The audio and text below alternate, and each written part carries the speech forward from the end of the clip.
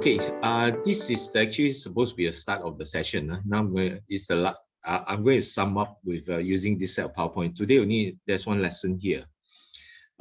It's called audit planning and preparing the BCM audit. So when I teach, I normally do the reverse engineering because this is just to sum up what we have covered, and whatever we have not covered, we'll talk about it. So any question, please ask, because this is basically the entire process.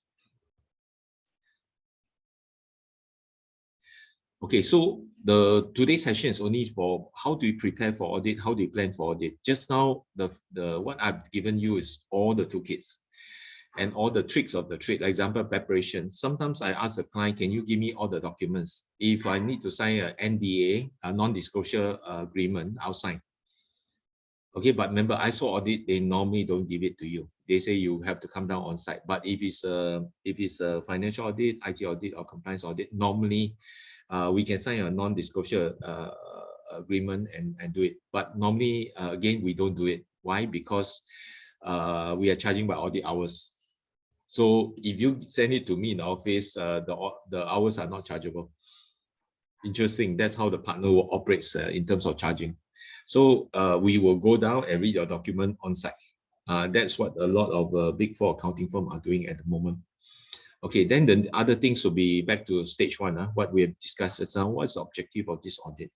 What's the scope of audit? Example, the objective of this audit for ISO 22301 is to ensure that you meet all the requirements for ISO 22301, 2019. Example. Okay, so in terms of objective, I want to meet the requirement. Now, this is where I'll answer Frederick's question. Do I need to audit them completely? Now, you have to decide, because I have audited them the last 3 years on the 2012 version, right?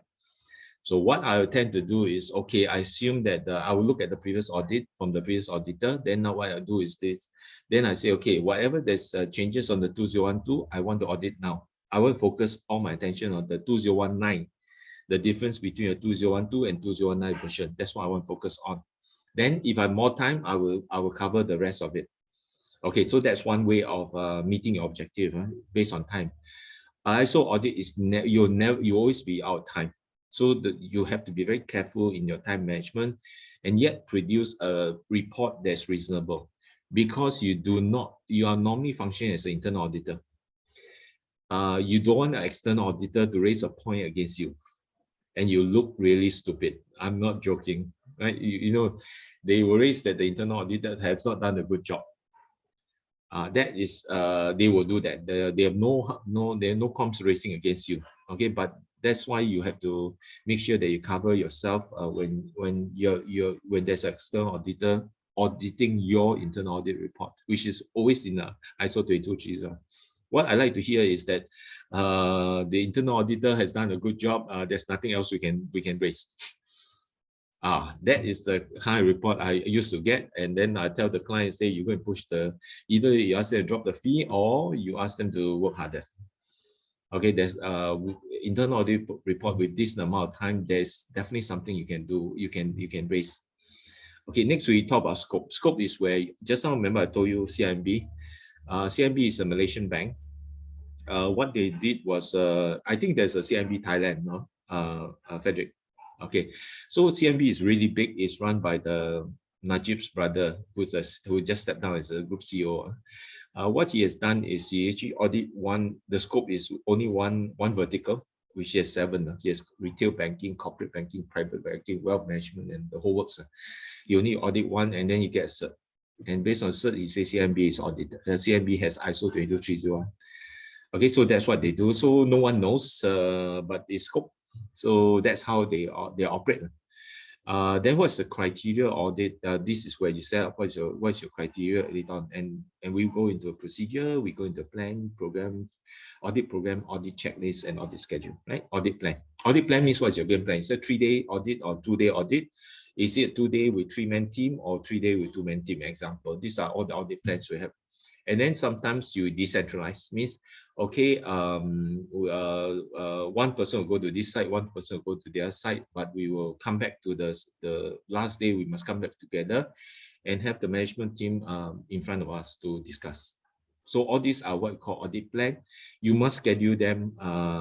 Then you convert them into a schedule and say what time are we going to meet, and make sure the person who is managing you from a ISO 223 audit perspective is going to make sure the schedule is complied.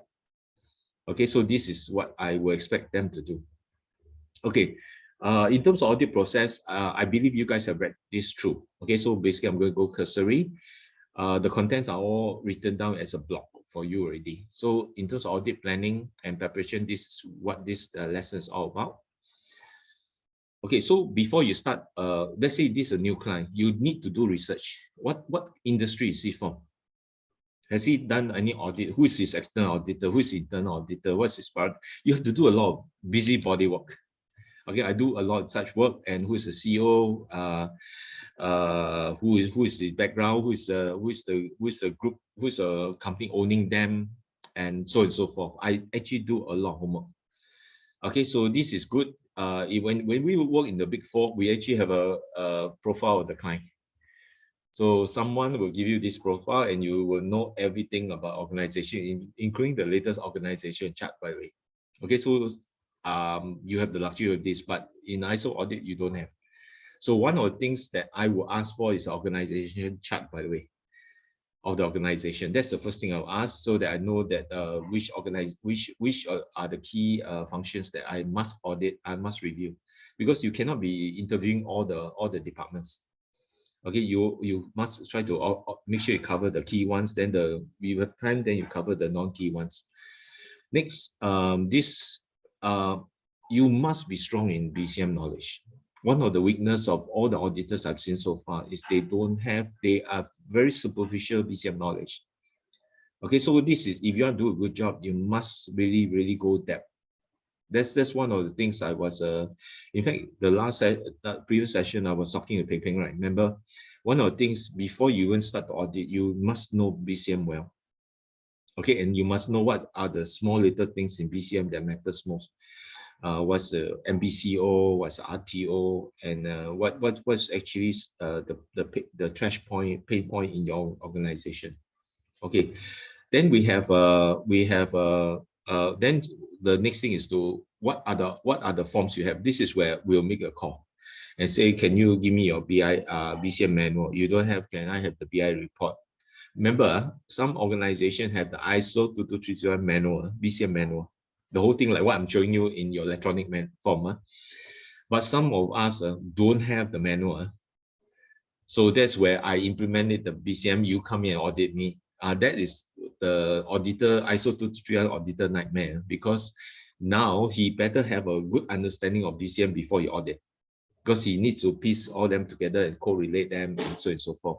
So in terms of manual, you get all the information, whether they have a BCM manual or they have, and who is the person in charge of BCM, who is the stakeholder, who is the chairperson of the BCM steering committee, and so on and so forth. You need to get all this information first.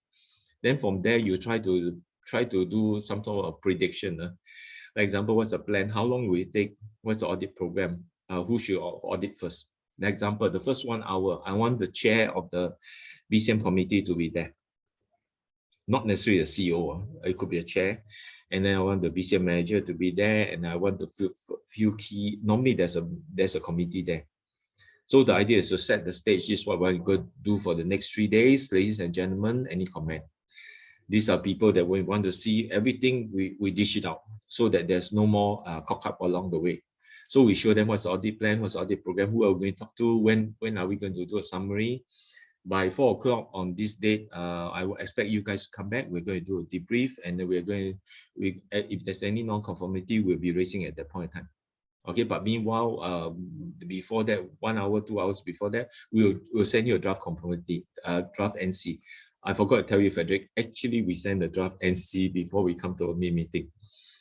Okay, so it's going to be a friendly exit meeting. We call it exit meeting or end of audit meeting. It's not going to be a meeting where we all of us walk out in blackface, like what we do in the accounting firm. We argue like hell, then we choose to disagree, then we walk out. But in ISO 2231, it's very amicable. They know what's the problem. They will explain to you and say, okay, sorry, you will drop this to observation, or we drop this to minor NC, which is rubbish, by the way. There's only NC and observation. Now someone created minor NC. So some certification company, for your information, 3 minor NC equal 1 major NC. Rubbish. Okay, but anyway, they do it that way. Okay, so all these things are things that you need to know about them. Okay, so next, this is where I want to know the processes, the activity. I have to do a lot of homework. I'm a person, unfortunately, is a very risk-averse person. When I walk in, I really want to know all the way to who is your CEO and your chairman. I'm a very risk-averse person. I want to know the nature of business, but it's very hard to find a lot of information, but that's the best I can find. So I want the organization chart, I want what's your function, and then I may even call the BCM manager and have a 1-hour chat with them and say, okay, this is what I want, what is your issues and all these things. So we want to do a preliminary check, but most of the time they refuse to give us the documentation because they know ISO, you will not keep any documentation of theirs. You just have to raise the NC and that's it, you walk away. Other things, what I want to know is I want to see whether has your internal auditor gone through it, what are points that's raised, external auditor, and also, of course, your certification auditor. What's the last 2 audit, 3 audit? That's what I would be asking for in the nutshell. All right, so that's what we want to do. Then any other regulatory compliance. Remember, all the industry is different. Like oil and gas has a occupational health and safety. Banks have a central bank requirement. If you're operating in Europe, then you have a European central bank requirement versus a local bank, regional bank requirement, and so on and so forth. And sometimes if you're in the healthcare industry, you've got compliance requirement, which is actually BC, by the way. So you will have a lot of, you need to make sure that they comply to regulation also, whether like it or not.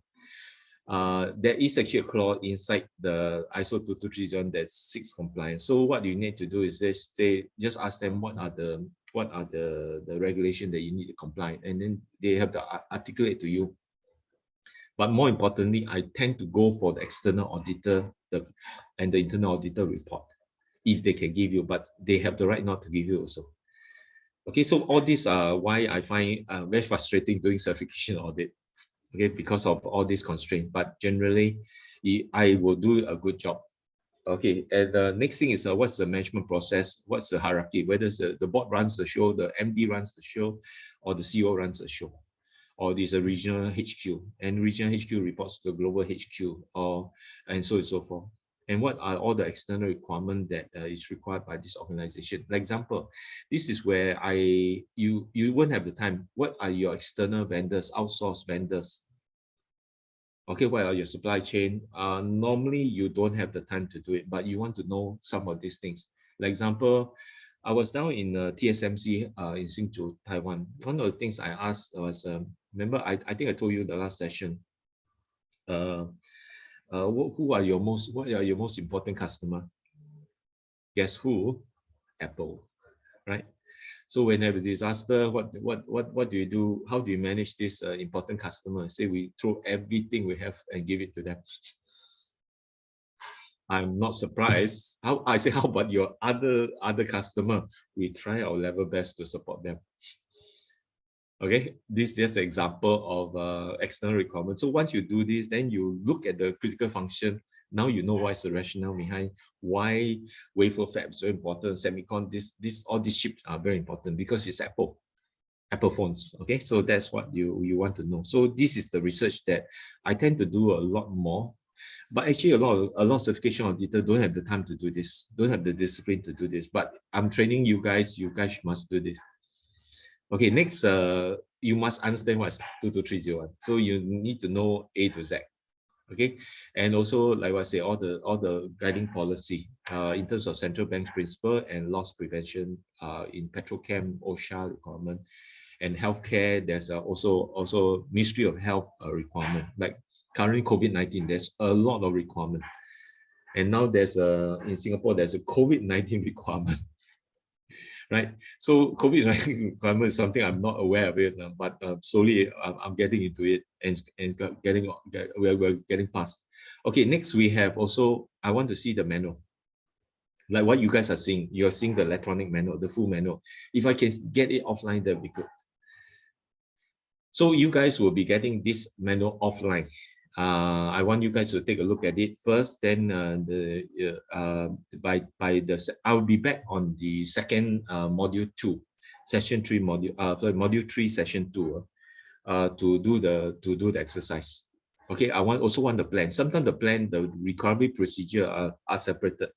But in my case, the recovery plan is inside the manual itself under plan development. Okay. So audit plan, this audit plan will be all the documents I show you, schedule, the audit plan, audit program, audit checklist, everything. Okay.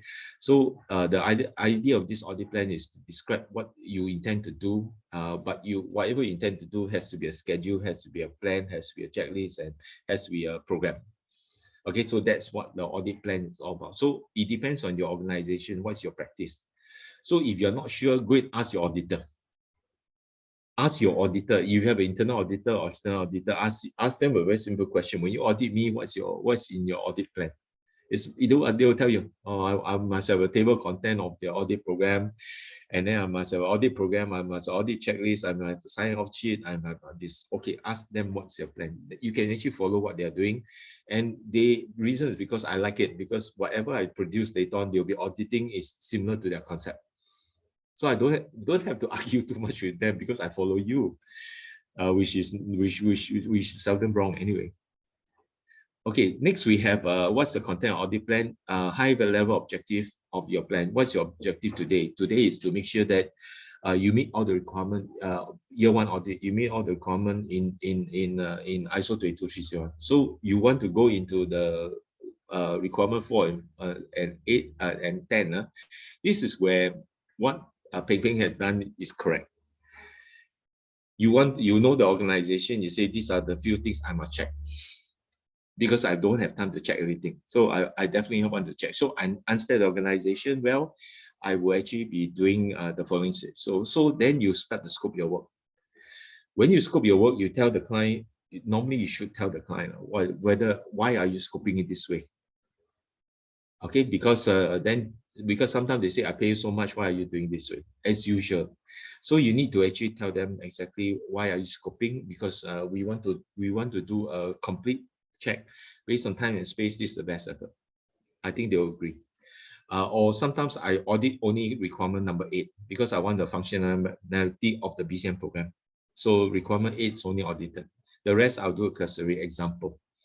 Okay, so which are you auditing? Leadership requirement 4 or requirement 5 or 7? If are you auditing my training? Requirement 7, requirement 4, example.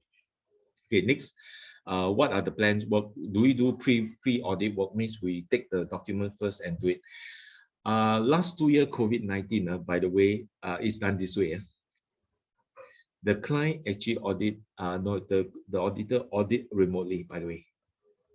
Okay, everything is through Zoom. You notice that every document is actually sent over to the auditor. This is what has happened over the last 2 years, but I think we're coming back to normal again. Only the last 2 years, I noticed, because I was doing internal audit for 2 companies, 2 organizations, and what happened was they sent all their files over to the auditors, and then all the interviews are via Zoom. Okay, then what's the budget? Same thing. You said 2-man days, 4-man days. I mean, this one, whoever there's an engagement manager will decide how many man days. What's the resource location? You need extra people. You need extra people. You need this. You need that. That's where you ask for location. Then you work out schedule. It's a 3-day schedule. Who you want to meet and who you want to what conclusion you want to draw. So it's very important. Once you know the scope, you know who to interview. Must interview, not say who to interview. Must interview who is good to interview. Okay, other things with what's the report to be issued. In your case, you'll be raising NC's audit report according ISO standard. NCs will be right in front. By the way, you have 3 NCs. This is real. 3 NC, you fail the audit completely. Technically, I don't have to audit you again. You have to pay me one more time, one more round to audit. 3 NCs. So a lot of people will fight you to death when you raise more than 2. Okay, so you have 1 or 2, they let you go. But once you have more than 3, That's where you have a problem. So you can only ask this question. Okay, Ping asking, for the scope of audit, will it be a case where the client tells you which area they want to be audited? No, you are the auditor. You will scope. But in your case, what happens? You can rotate. Okay, so you rotate and say, I want to audit this. What they can do is, you are doing a review, you can change the schedule. That's all. But the rotation, the content, where to audit, you decide, because you know that they are weak there. Then you say, I'm going to rotate. I'm going to audit you on that area. That's what I would do. Okay, so that's your answer. Okay, terminology, I think we've gone through. Audit schedule, audit report, audit plan, audit procedure, audit checklist, and all these things. So these are things that have. For the exam, please understand all this terminology. It's inside the audit glossary. So please understand. It's quite simple to understand. And it's not forms. It's actually concepts. Audit schedule, audit procedure, audit program. Okay, these are other terms. For example, I'm very hung up about audit objective and scope. These are the two. Why? Because if you're not clear of your objective, you cannot audit properly. So is it a year one ISO 22301 audit, a brand new client? That's very clear. I will do 100% audit, but even that, what's the scope? Right? You have to decide what's the scope, because what's the size of organization? Based on size of organization, what's the resources, time allocation, schedule, and location? Okay, so this is where your organization, you tend to have very experienced people. The experienced people will tell you, okay, this is what I want you guys to do. You only allocated 2 days because it's being paid out for 2 days, and you have to do all the things that we just mentioned. So again, if you're a vendor, it's always based on pricing. Very sad, but you know, if the client pays so much, you do so much. But still, you must meet the objective and the scope. Okay, so now you say, Dr. Goh, what happens if you don't meet the objective? Because the objective is very big, no? So what do you do? So this is where in ISO 22301 we have year 2 and year 3. Year 2 and year 3 is called surveillance audit. So if we can't finish this, we will rotate into year 2. Okay, or we are not happy, we will rotate into year 3. Okay, so this is where you have 3 years to audit, and then you'll be back to stage 1 again. But if you are auditing this client again on the 4th year, it will be much easier. It'll be much easier. So this is where you need to decide. So audit criteria, on what basis are you doing? Other terminologies with checklist, schedule, program. This is the one that I didn't talk to you about. What we call pre-audit or opening meeting. Okay, when you go into a client space at 9 o'clock Monday morning, start our audit, that's called opening meeting, 1 hour. Or pre-audit meeting means before the audit starts, I want to meet everybody, all the key people, and I want to share with them what are we auditing, what's our audit scope and all the objective. Be very clear to them. And these are scheduled. Please make sure your staff are available to come to a call, to our session, and so on and so forth. So you just have to set the stage what you're going to achieve. So this opening meeting is actually looks very easy, but you get it wrong, your schedule go haywire, and then people don't respect your timing and all these things, and people don't understand why are you here audit, what exactly are you all trying to audit, what document am I supposed to bring, and sometimes I have to bring my sidekick. When audit, I have to bring 2 more person here instead of myself. So this, once you're clear of your objective, this area I'm not very clear, I bring one of my process owner to come in for the audit. Okay, nothing wrong with that. Even though it's only one name, you can bring, you say, I'm going to bring 2 more people in.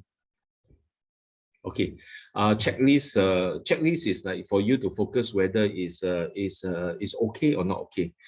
One of the things I like, just now, Frederick, you use that one. I call it a checklist, by the way, because I have a different view. I when I audit, I want these things to be, I want the assurance for these things, but it's not in the audit program.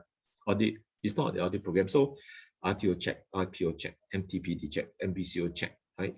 BCM report check. Okay, all these things as an experienced auditor, I'm very comfortable. right? Once I see a report, I check off all these things. I'm quite comfortable. Okay, a bit problem, I raise them a small observation. But I'm very comfortable. So I can technically, you're out of time, you skip. But the checklist is very useful because you don't have time to think hour by hour, and a lot of people coming in chatting with you, and a lot of times you got nothing to do with the audit. So you just lose your concentration after a while. And like for me, I get, oh, I need checklists. No matter how experienced you are, you take a checklist out, you read through, and then you start to audit again. So you have to, I have to do that because I nowadays I cannot think and do 2-3 things at one time. I can only do one thing at one time when you get older. Okay, audit schedule, make sure you're on track. When you're time out, please time out. Make sure someone is outside waiting for you to come in. You must do that. So I always hold the manager, on-site manager on account for this requirement. When it's ready, one guy, if someone leaves early, please bring them in early, which is highly possible. So this is something that I will get the local guys to handle the logistics. Okay, so who does what, you must tell the client in the pre-audit or opening meeting. So this auditor is going to this location at what time, and all these things. So be standby to prepare them. And also a security guard, please give him a pass and then go straight in.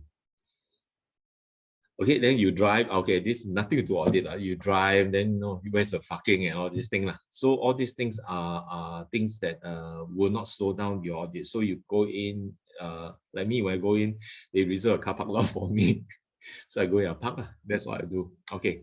Other things will be what's the frequency audit, and these are more long term. Like example, when am I coming next month, or like what Peng Peng is doing, when who is going to be audited next, and how frequent I audit you this year, right? When am I audit you next year, or is it a 2-year audit or a 6 months audit, something like that. So all these things must be specified quite clearly in the audit schedule. Okay, this is something time and space. So that's what I want you to do, which location, because sometimes meeting rooms get shifted.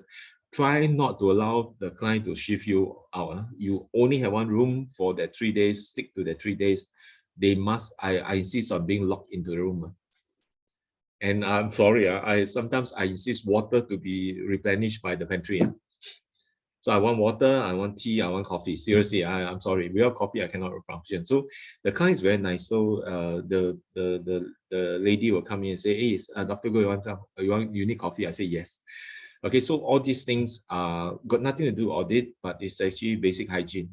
So I don't be worried about okay, I need to go to the pantry and get coffee, get tea, or something like that. Okay, so all these things I'll leave it to the team. This is the one that I mentioned to you guys. If you have a long-term audit, you put down the department and you rotate. You will never do this in certification audit. It cost you an arm and a leg. Okay, but if you want to do a long-term audit, this is what you do. Okay, Peng Peng, this is something example of what you do. You actually put a cross in between and say, this week we're coming audit. You decide on the time and tell me what's the time. I'll come in.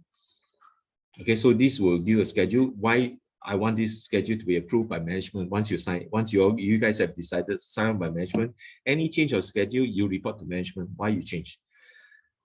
Because it's a allow period. It has to be allow period for you. Okay.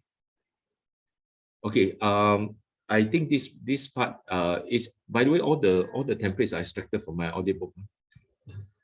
I actually put them all to your audit book, but because of COVID, the books are now onto the, in fact, it's better on the electronic. In fact, I add more explanation on the electronic page, by the way.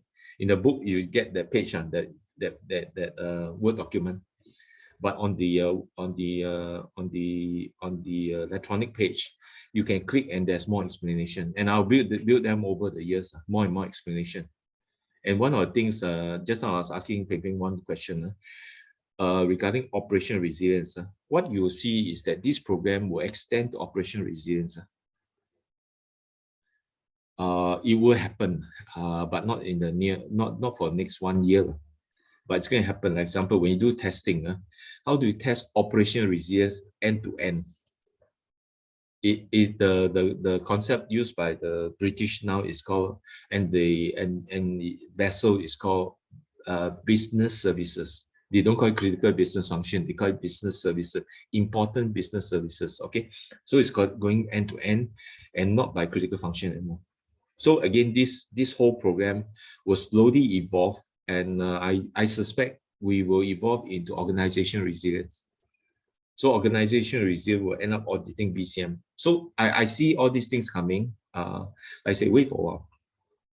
Okay, this is what I ask you guys to do. So your homework is to develop this further in depth. So Frederick, you got to do a bit more work. So develop in depth. You choose 2 sections. The idea is that once you get hold of the manual, you hammer the manual as hard as you can. You don't have to feel sorry for it. It's not perfect. It's not perfect. And you can raise whatever point. The idea is to be confident in raising a point, and I'm going to be defending it. So can you imagine if you get a real auditee like me defending it, you will not get passed. I'll be reasonable. I'll be reasonable with both of you. Okay, next. Opening meeting or pre-audit meeting. This is the introduction of auditor with the representative. We call it audit representative or auditees at the start of the session. Okay, normally I meet the senior management during that 1 hour. I brief him and then off he goes until the end of the audit. The last 1 hour he comes back. Okay, and that's what we call pre-audit meeting. In ISO 22301, it's called pre-audit meeting. If you're doing a standard meeting, it's called opening meeting, and when you leave, it's called exit meeting. Okay, so that's the so you don't get confused with pre-audit and opening; they are the same. Okay, but if you are doing a other audit, the auditors will call that's called opening meeting, but you call ISO is called pre-audit meeting. Okay.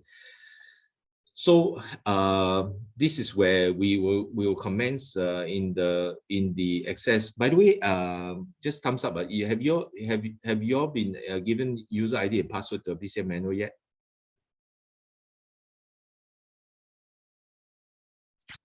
I don't think so. Don't think so. Okay. Anyway, normally we should give you on the M2-S1 or M2-S2. I'll check and I'll get back to you. But the idea is to give you give you access to the manual in module 3. Okay, so once you have it, you will now have. I don't want the case study. I want an actual manual, and then for you guys to just have experience what the manual look like. Not fantastic, but and then also take 1 or 2 sections and just bash it and see whether that's how we audit in ISO 22301.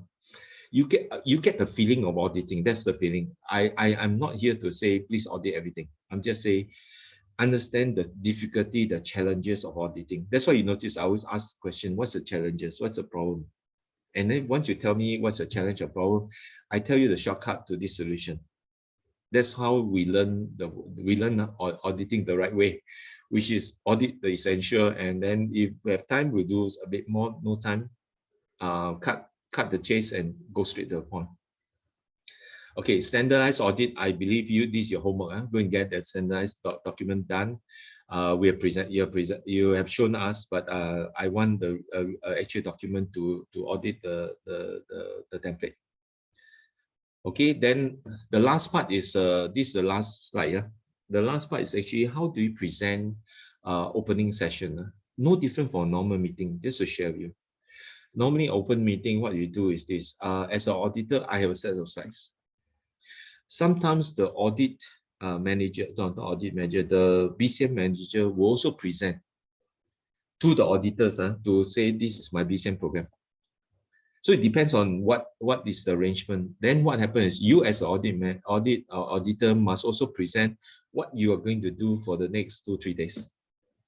In terms of what's your objective, what's the scope, what's the schedule, and who are going to meet over the next 3 days, and so on and so forth.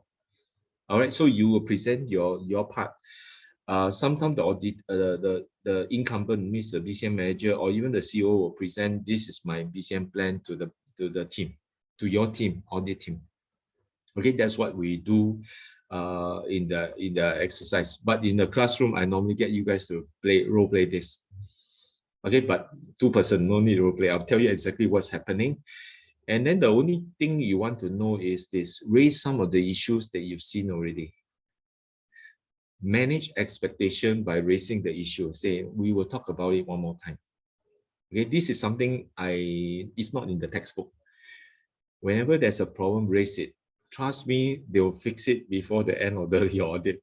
Remember, your audit is not to raise as many NC as possible. Your audit is that when I walk up, you have it. You understand? So the key is you must have it when I walk out. But when I'm a PwC auditor, I'm here to find fault. I'm here to raise as many points as possible because that's the value of the auditor. But as a certification auditor, no.